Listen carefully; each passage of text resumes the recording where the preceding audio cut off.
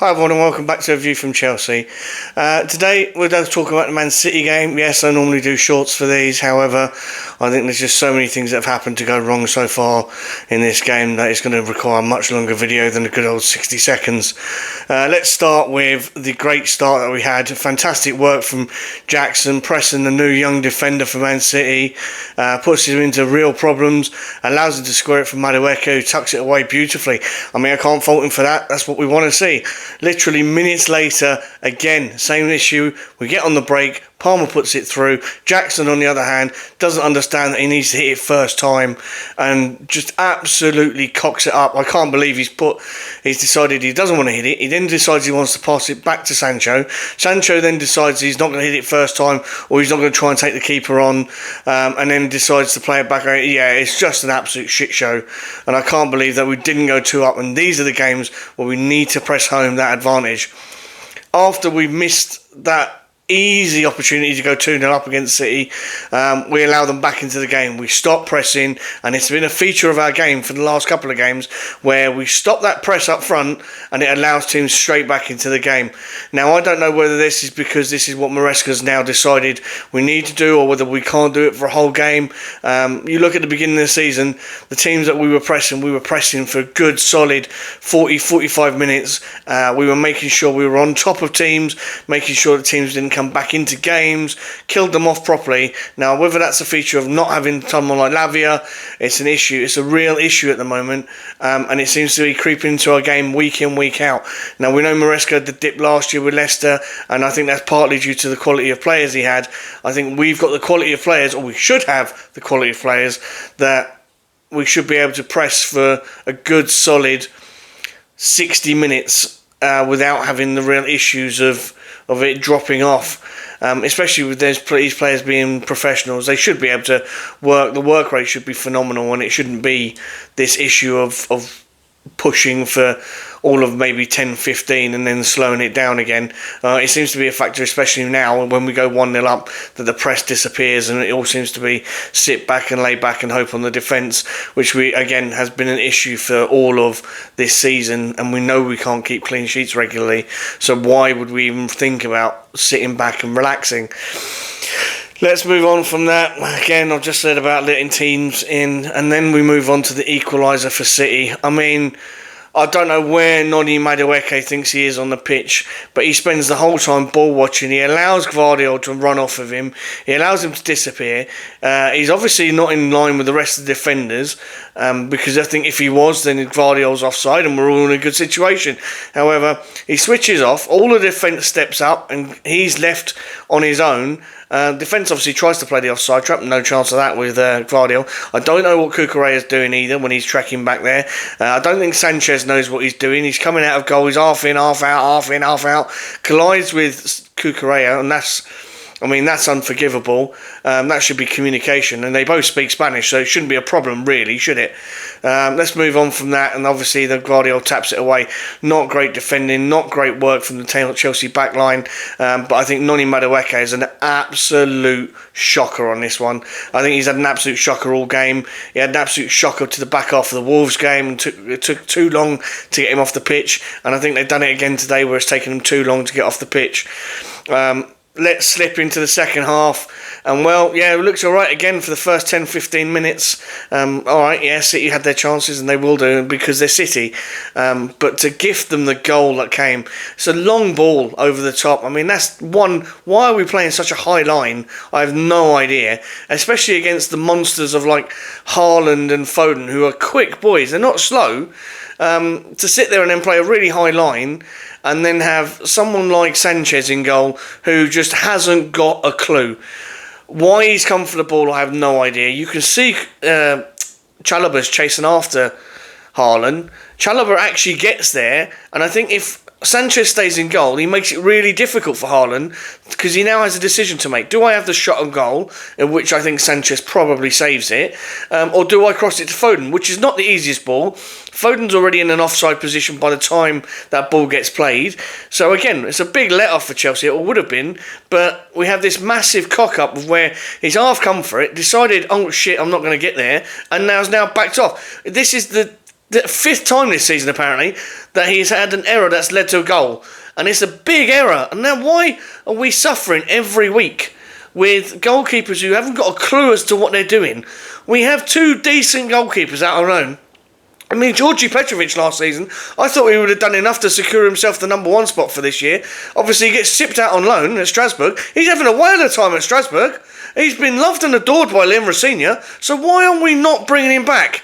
Why have we got this opportunity in January to bring him back, but we're not doing it? It's the same as Kepa. Look at where Bournemouth are in the league. That's not down to their defence and the rest of it. That's down to having someone decent in goal.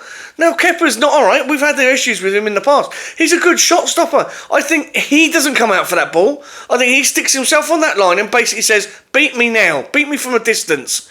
And I think that's the difference. Is Sanchez's game call and game decision making has been awful this season. I don't think Jorgensen's much better either, but I think at least now we have to call for Jorgensen to at least get more game time over Sanchez. It's appalling. It's just been appalling. I couldn't believe what we were watching. Moving on to the next goal. And again, just lack of physicality. Haaland's allowed to hold the ball up and just roll Foden in. Why are we allowing teams to just roll players in? Why are we allowing teams? Why is there not a challenge going in there? Also, I mean, I don't know where Chalobah went for that one, but he seems to have disappeared. He went in to go and help his poor teammate Levi Colwell, but he's left Foden unmarked. And yeah, I mean, shocking that we can't catch up. And like I said, Foden's not a slow boy, but we should be busting the gut to get there and at least giving some support. But yeah, again, I don't think Sanchez covers himself in glory. That's the one he should come out for. That's the one he stays in goal for. That's a terrible decision again. Not good enough. I just think it's not good enough. The back four, I know we've had issues with all season. Now, I don't know whether or not it's now because we've got midfield burnout or we've got no abilities to players to come off the bench. I mean, I've seen videos this week already saying, Maresca doesn't make changes, he doesn't make changes. Well, I'm not being funny. The shit that is on the bench, why would you make changes? You can't change anything in midfield. You can't take Caicedo off. I mean, Caicedo was at the end of burnout. He's played 90 minutes, I think, for the last 15 games. He is at burnout. He needs a game, and especially at the tempo that holding role needs. He needs an assistant. He needs someone else in there. Now, Lavia obviously is great when he's fit, but he's not fit. So that now relies on Enzo. And I mean, Enzo he's sliding faster than a kid down a water slide at the moment. Jesus Christ, he hasn't got a clue. He seems to be giving the ball away more frequently than he probably ever has. He seems to have his head somewhere else and not in the game. And if Real Madrid come tomorrow and say, we're going to swap him for Tchouaméni, I'd go, thank you, see you later. There he is, bye, and I'll take Tchouaméni, because at least Tchouaméni is a holding midfielder, which is what we need and what we're driving at and what we want, rather than having this absolute crap playing in midfield, giving the ball away, especially against top-tier teams, giving the ball away so that they can hit us on the counter-attack. It's one too many. I've just had enough of it this season, watching the same shit. And I mean, Dewsbury Hall's not exactly going to change the game for us, and I don't think he's the same quality as... You can't take him off for Caicedo. Different quality. Totally different quality. So there's no options there for Maresca on the bench.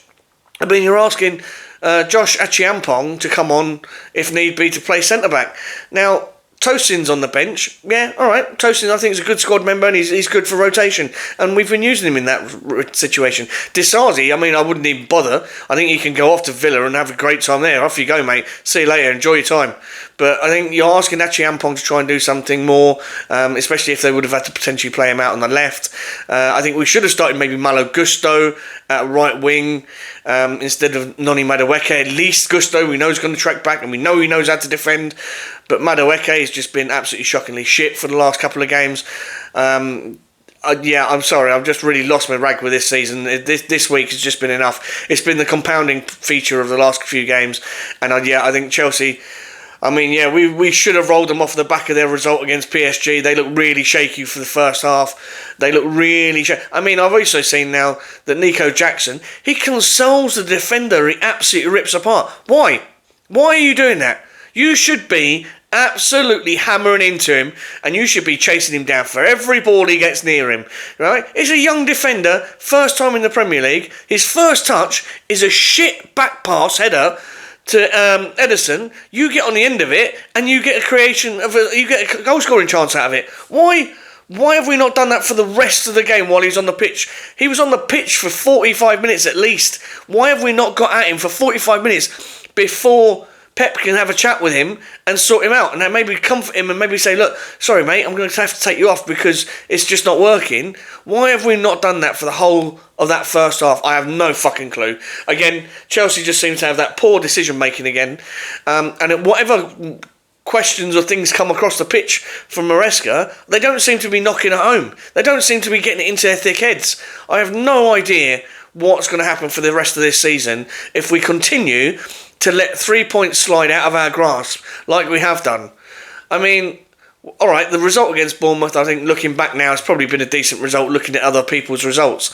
But we're talking Wolves, we almost let that slip up. How have we almost let the team in the bottom of the league slip up? No. It's just not good enough. I think we need to go out and sign a top-tier striker who's clinical. We've been linked with Sesko. I don't know if Sesko's going to be the man to do it for this season. Again, he's a 20-year-old lad.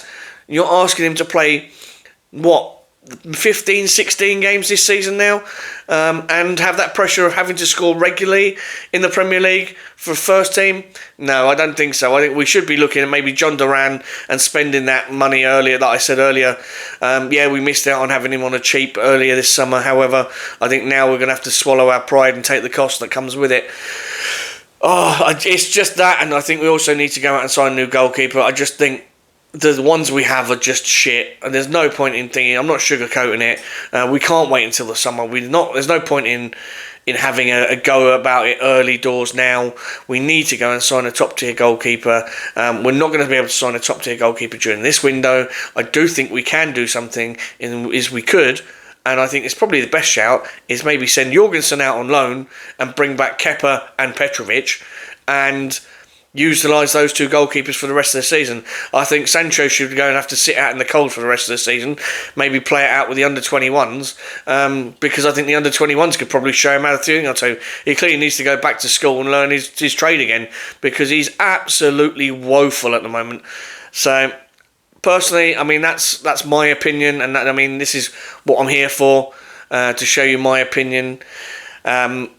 Tell me what you think in the comments. Tell me if you think I'm right. Tell me if you think I'm wrong. Tell me if you think I've just lost the plot, or if you think I'm on the ball for this one this week. Like and subscribe. Catch you in the next one. See you then.